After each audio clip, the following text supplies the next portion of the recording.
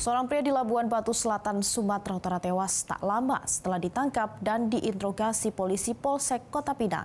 Jenazah FAH dibawa ke Polsek karena kematiannya menimbulkan tanda tanya. Setelah dilakukan pemeriksaan dan autopsi, keluarga dan masyarakat membawa jenazah FAH ke Polsek Kota Pinang.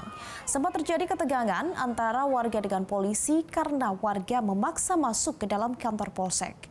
Warga mempertanyakan apa yang sebenarnya terjadi dengan FAH. Apakah karena sakit atau ada unsur penganiayaan?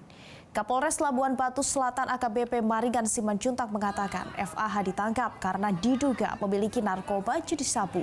Dan dari tangan FAH, polisi menemukan 0,24 gram sabu. Usai diinterogasi, FAH tiba-tiba lemas dan sesak nafas. Kemudian dibawa ke RSUD Kota Pinang. Namun FAH akhirnya meninggal dunia. Saat ini pihak kepolisian masih menunggu hasil otopsi dari rumah sakit.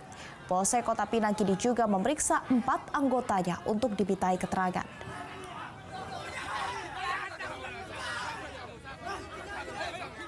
Jelajahi cara baru mendapatkan informasi. Download Metro TV Extend sekarang.